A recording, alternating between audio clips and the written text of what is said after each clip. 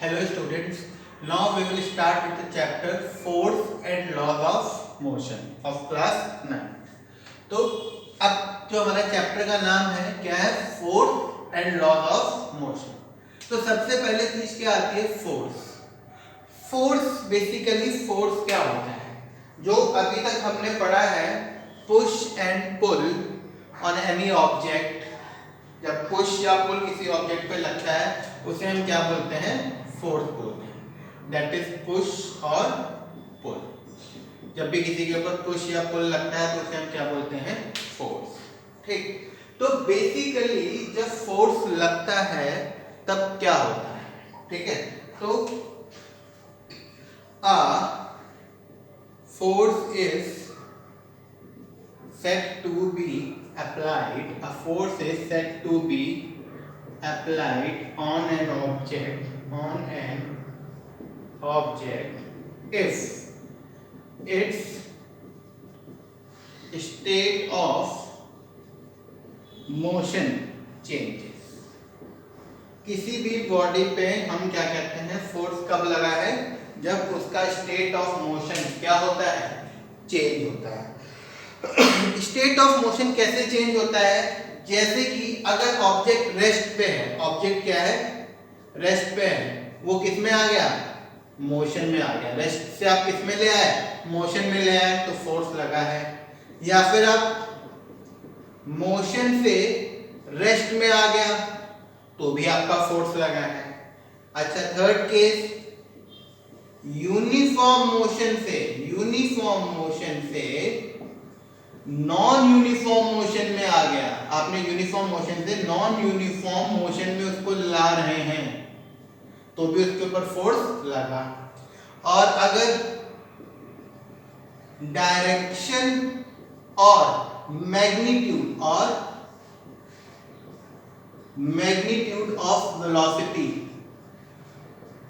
Changes, direction या magnitude of velocity अगर change हो रही है तो भी हम ऑब्जेक्ट को क्या कहेंगे कि उसके ऊपर कुछ ना कुछ फोर्स लग रहा है।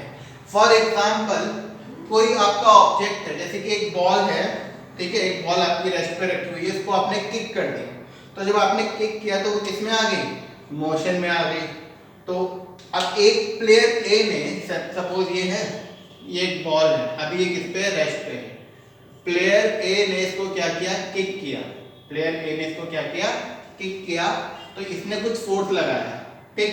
फिर बॉल किस में आ गई, मोशन में आ गई। तो और प्लेयर बी ने इस बॉल को क्या कर दिया, स्टॉप कर दिया। तो रेस्ट से मोशन में आई, फिर मोशन से रेस्ट में आ गई।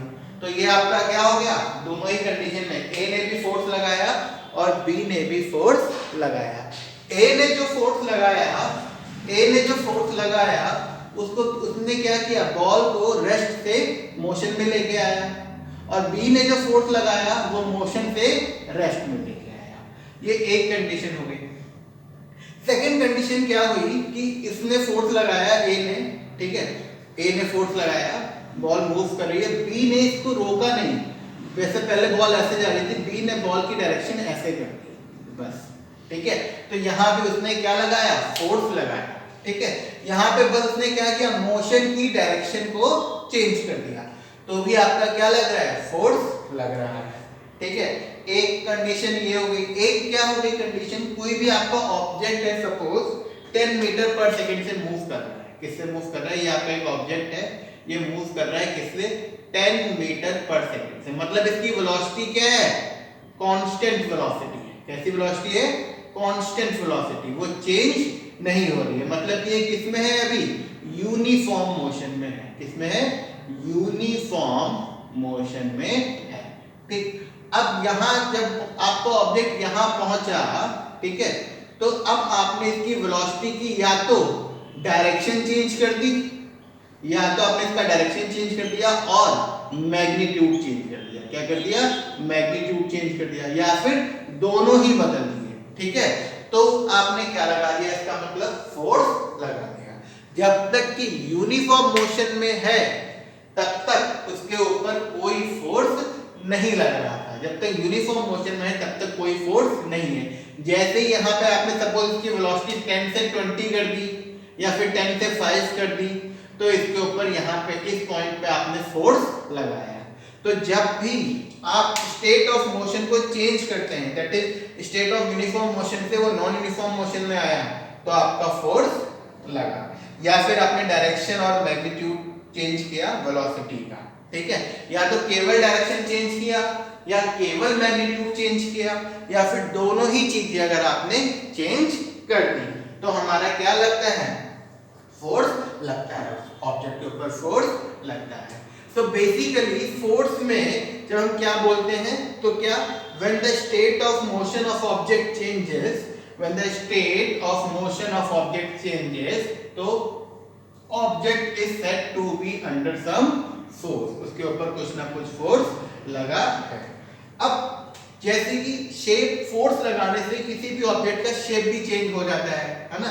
जैसे कि अब ये आपका एक मान लो रिजिड बॉक्स है, ये आपका बॉक्स है, इधर आपने क्या लगाया, 10 न्यूटन का फोर्स लगाया एक, और ये आपने क्या लगाया, फिर से 10 न्यूटन का फोर्स लगाया, ठीक।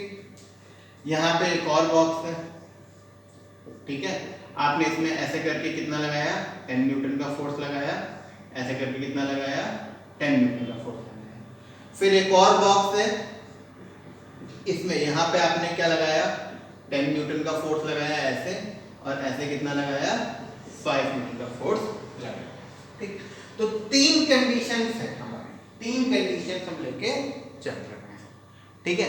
तो फर्स्ट कंडीशन देखिए, दो पर्सन फोर्स लगा रहे हैं 10 न्यूटन और 10 न्यूटन, तो नेट फोर्स कितना हो जाएगा, ऐसे हो जाएगा 20 न्यूटन का। 10 न्यूटन एक लगा रहा है उधर को, और 10 न्यूटन दूसरी डायरेक्शन में लगा रहा है, तो 10 और 10 एक ही डायरेक्शन में लग रहे हैं, कितना हो जाएगा 20 न्यूटन। तो नेट फोर्स इसके ऊपर जो लग रहा है कितना लग रहा है, 20 न्यूटन, और इधर को लग रहा है, इधर को लग रहा है, नेट फोर्स जो लग रहा है कितना लग रहा है, 20 न्यूटन लग रहा है, ठीक।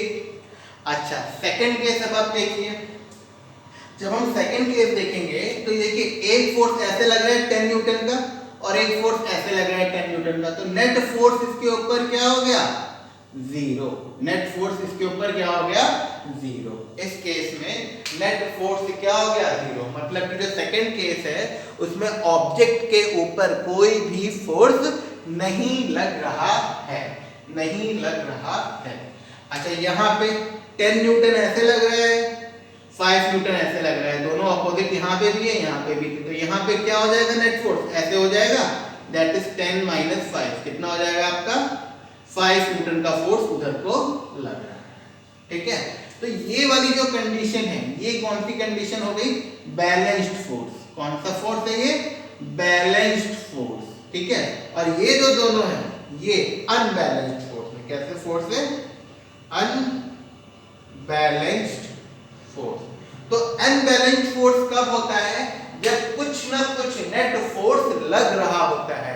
मतलब जब नेट फोर्स जीरो नहीं है, जैसे कोई ऑब्जेक्ट है उसके ऊपर कई सारे फोर्स लग रहे हैं, जैसे कि ये ऑब्जेक्ट है, ऐसे लग रहा है 10 10 10 10 10 से 10 से 10 एंड से 10, तो यहाँ पे इतने सारे फोर्स लग रहे हैं, बट नेट फोर्स क्या है आपका, जीरो, क्योंकि 10 और 10 कैंसिल, ये 10 और ये 10 कैंसिल, ये 10 और ये 10 कैंसिल, ये 10 और ये 10 भी कैंसिल।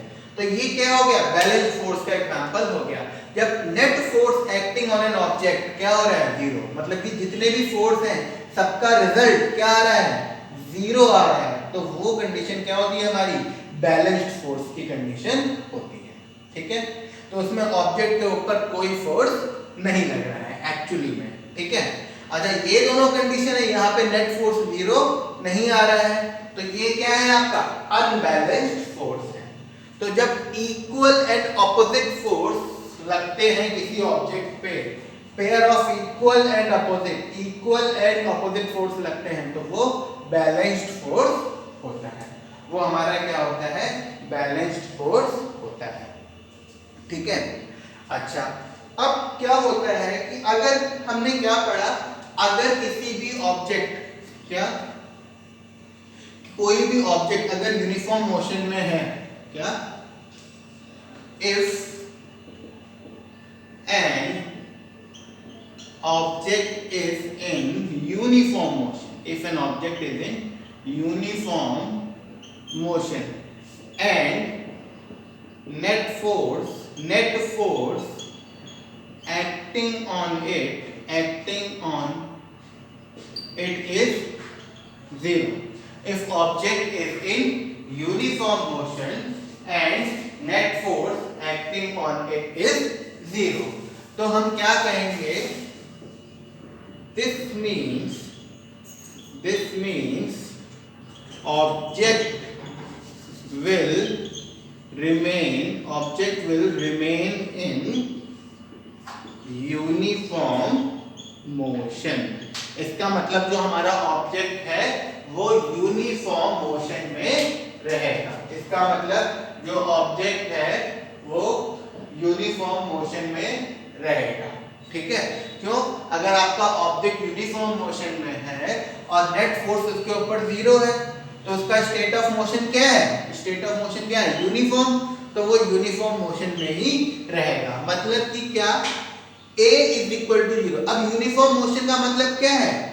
एक्सेलरेशन क्या है? जीरो. अगर ऑब्जेक्ट यूनिफॉर्म मोशन में है, यूनिफॉर्म मोशन का मतलब उसकी वेलोसिटी चेंज नहीं हो रही है. वेलोसिटी चेंज नहीं हो रही है मतलब एक्सेलरेशन जीरो है. तो हम क्या लिख सकते हैं? A is equal to zero if and only if F net is equal to zero. ये आपका क्या होता है? फर्स्ट लॉ ऑफ मोशन होता है. क्या होता है? फर्स्ट लॉ ऑफ मोशन होता है. क्या? Acceleration on an object is zero if and only if net force acting on that object is zero. ठीक है? ये हमारा क्या होता है? फर्स्ट लॉ ऑफ मोशन होता है. और इसको हम क्या बोलते हैं? लॉ ऑफ इनर्शिया भी बोलते हैं. क्या बोलते हैं? Law of inertia. ठीक है? तो लॉ ऑफ इनर्शिया डिस्कस करने के लिए हमें एक टॉपिक पढ़ना पड़ेगा कि इनर्शिया क्या होता है. ठीक है? तो ये इनर्शिया और लॉ ऑफ इनर्शिया ये हम नेक्स्ट वीडियो में पढ़ेंगे. पहले आप इतना अच्छे से एक बार देख लीजिए, तब हम देखेंगे इनर्शिया क्या होता है. फिर हम उसको देखेंगे क्यों हम उसे फर्स्ट लॉ ऑफ मोशन को लॉ ऑफ इनर्शिया कहते हैं. ठीक है?